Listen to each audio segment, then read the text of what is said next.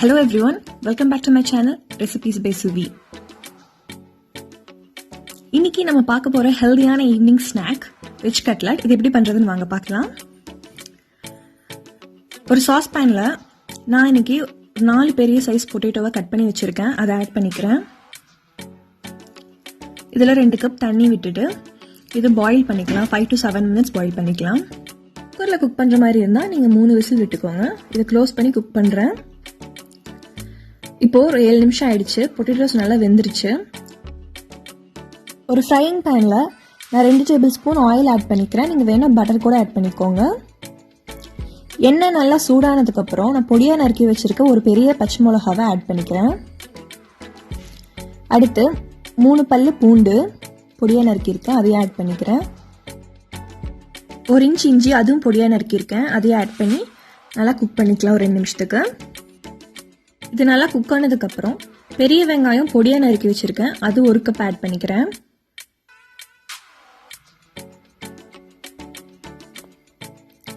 அடுத்து பட்டாணி 1/2 cup add பண்ணிக்கிறேன். இப்போ இது ரெண்டும் நல்லா கலந்து விட்டு ஒரு 3 நிமிஷம் நல்லா குக் பண்ணிக்கோங்க. வெங்காயம் நல்லா வெந்ததுக்கு அப்புறம் இதுல 1/4 கப் கேரட் ஆட் பண்ணிக்கிறேன். அடுத்து 1/4 கப் பீட்ரூட் ஆட் பண்ணிக்கிறேன்.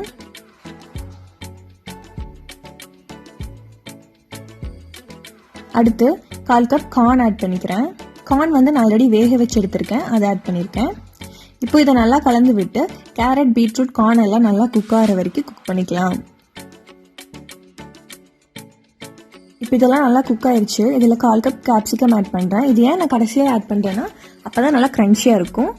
அடுத்து தேவையான அளவு உப்பு, 1/4 டீஸ்பூன் சீரகத்தூள், 1/2 teaspoon garam masala, 1/4 teaspoon amchur powder, இது ஆப்ஷனல் தான்,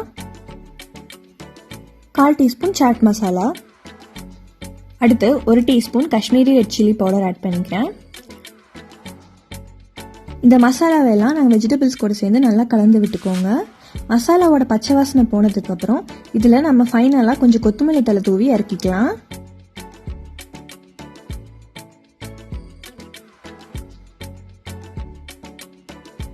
வேக வச்சிருந்த உருளைக்கிழங்க தோல் நீக்கி ரெடியா எடுத்து வச்சிருக்கேன். இப்போ இதை நல்லா மேஷ் பண்ணிக்கலாம்.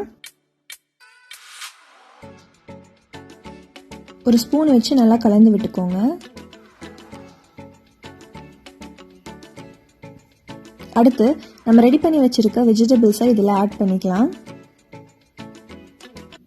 இப்போ இதை நல்லா கலந்துக்கலாம் உருளைக்கிழங்கோட. கலந்ததுக்கு அப்புறம் உப்பு காரம் செக் பண்ணிட்டு தேவைப்பட்டா ஆட் பண்ணிக்கோங்க.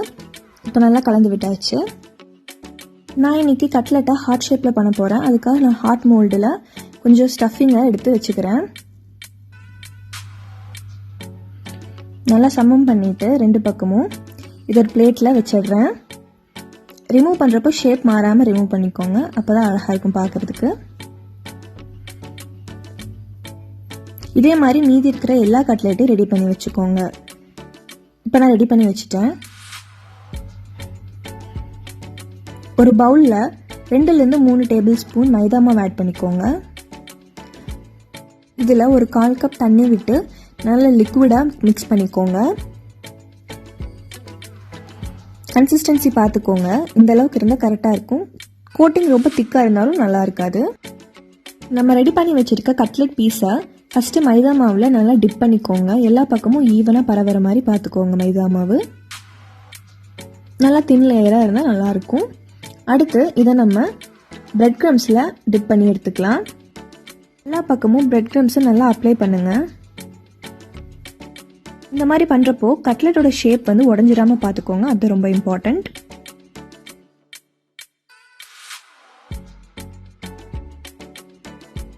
இப்போ ஷேப்பும் உடையாம நல்லா நீட்டா ரெடி ஆயிடுச்சு. இதை நம்ம ஆயில்ல ஃப்ரை பண்ணிக்கலாம். நான் இன்னொரு கட்லெட்டும் உங்களுக்கு பண்ணி காமிக்கிறேன்.